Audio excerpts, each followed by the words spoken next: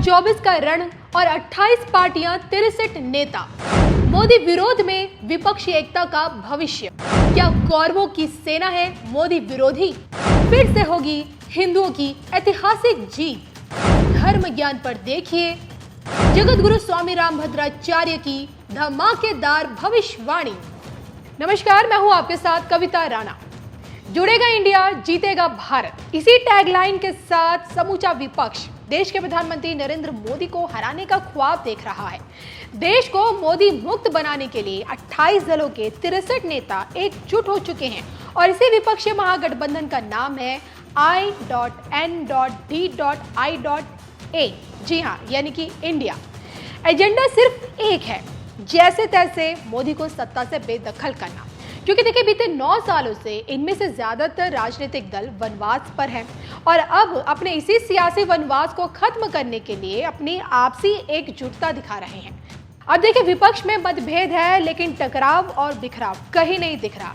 लेकिन बिना लीडरशिप के क्या ये गठबंधन चुनाव की दहलीज पार कर सकेगा? क्योंकि देखिए, अब तक नेतृत्व का चेहरा साफ नहीं हो पाया और अब राष्ट्रपति द्वारा भेजे गए आमंत्रण पत्र में लिखे गए प्रेसिडेंट ऑफ भारत को देखकर बहस इस पर छिड़ी है कि क्या देश का अंग्रेजी नाम खत्म करेगी मोदी सरकार। अब यहाँ गौर करने वाली बात यह है कि अगर देश का नाम बदला जाता है, अंग्रेजी नाम की बजाय सिर्फ भारत ही पुकारा जाए, क्योंकि पहले इंडिया मतलब इंडिया भी हम कहते हैं, लेकिन अब सिर्फ अगर भारत ही कहा जाए, तो क्या इससे अभी बने इंडिया गठबंधन को झटका लगेगा? देश के संविधान में देखिए, भारत और इंडिया दोनों नाम शामिल है, लेकिन अब अगर सिर्फ भारत नाम का ही इस्तेमाल हर जगह किया जाए तो क्या इससे विपक्ष के महागठबंधन वाले इंडिया को नुकसान पहुंचेगा? फिलहाल देखिए, इस पर दोनों तरफ के नेताओं की बयानबाजी खूब चल रही है, लेकिन आज का सबसे बड़ा सवाल ये है कि 28 दलों की एकता खुद को इंडिया बोले या फिर भारत। 28 दलों के मंसूबे क्या पीएम मोदी के रहते कामयाब हो पाएंगे? एक भारत श्रेष्ठ भारत की बात करने वाले पीएम मोदी को क्या विपक्षी गठबंधन रोक सकेगा? इसको लेकर एक बार फिर चित्रकूट की धरा से आने वाले जगत गुरु स्वामी रामभद्राचार्य की भविष्यवाणी सबसे ज्यादा वायरल हो रही है। अब देखिए ना, जिनके नाम में प्रभु राम बसते हैं वो है जगत गुरु स्वामी रामभद्राचार्य। आज के डेट में हमारे लिए और आपके लिए, लाखों करोड़ों लोगों के लिए किसी प्रेरणा से कम नहीं है। क्योंकि देखिए, महज 2 महीने की आयु में आंखों की रोशनी इन्होंने खो दी थी और जीने की हिम्मत कभी नहीं हारी।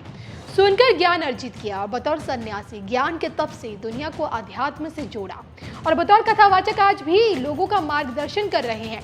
इसके साथ ही साथ देश से जुड़ी जो भी ये देववाणी करते हैं सत्य सिद्ध होती है। ये तो देखिए, जगत गुरु स्वामी रामभद्राचार्य कई दफा पीएम मोदी की तीसरी बार जीतने की भविष्यवाणी कर चुके हैं और मैं भी आपको बता चुकी हूँ, लेकिन इस बार उन्होंने समय से पहले जनता को लोकसभा की असली तस्वीर दिखा दी है चुनाव की। जी हाँ, इस बार जगत गुरु ने 24 के लोकसभा चुनाव को महाभारत का युद्ध करार दिया है।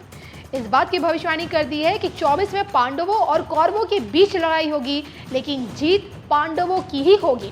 मतलब यह कि 28 दलों की सेना कौरवों की है, जिन्हें हराकर पांडवों की भांति पीएम मोदी ही जीतेंगे। अब जो कि देखिए, 2024 के रण को महाभारत काल से जोड़ा गया है और इस कारण आपको ये जानना भी बनता है कि 18 दिनों तक कुरुक्षेत्र में लड़ी गई महाभारत के प्रत्येक दिन की तस्वीर कहती क्या है। महाभारत के पहले दिन कौरव पांडवों पर भारी पड़े। दूसरे दिन भीम ने हजारों कलिंग और निषाद मार दिए। तीसरे दिन जब भीष्म पितामह ने मोर्चा संभाला तो भीषण संहार करते गए। चौथे दिन जैसे तैसे घटोत्कच के साथ मिलकर भीम पूरी सेना का सर्वनाश करते गए। 5वें दिन भीष्म पितामह को रोकने के लिए अर्जुन आगे बढ़ते हैं। 6ठे दिन कुरुक्षेत्र की धरती दोनों ही सेना के सैनिकों से लाल हो उठती है। 7वें दिन भीष्म पांडवों की सेना पर हावी हो जाते हैं। 8वें दिन भीम धृतराष्ट्र के 8 पुत्रों का वध कर देते हैं। 9वें दिन भीष्म पांडवों का भयंकर नुकसान करते हैं।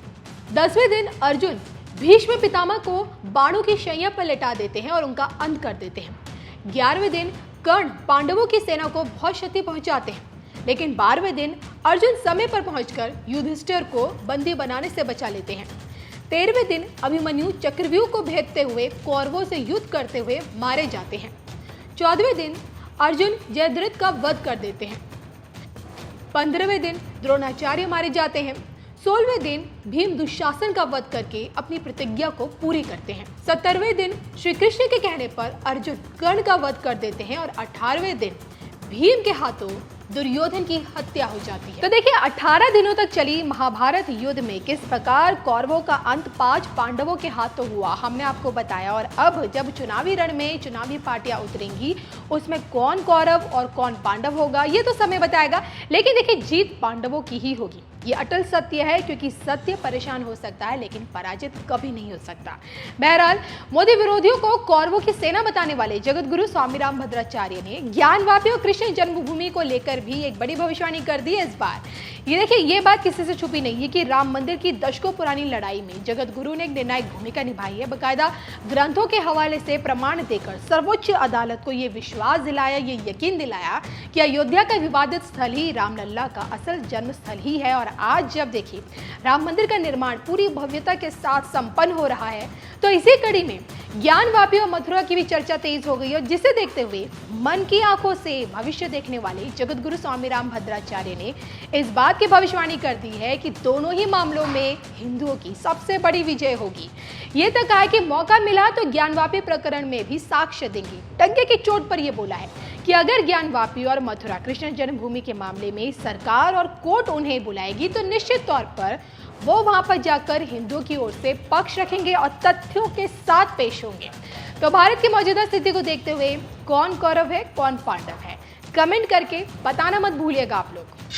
हमारे यहाँ विष्णु पुराण में कहा गया है, ये किसी भाजपा वाले ने नहीं लिखा है, विष्णु पुराण में कहा गया है, उत्तरम यत् समुद्रस्य हिमाद्रश्च दक्षिणम वर्ष तद भारतम नाम भारती यत्र संतति ही। यानी समुद्र के उत्तर में और हिमालय के दक्षिण में जो देश है उसे भारत कहते हैं तथा उनकी संतानों को भारती कहते हैं। विष्णु पुराण का ये श्लोक अगर कांग्रेस के लोगों को स्वीकार्य नहीं है तो मैं एक और कोट इस्तेमाल करूंगा, क्योंकि कुछ चीजों से आपको एलर्जी हो सकती है।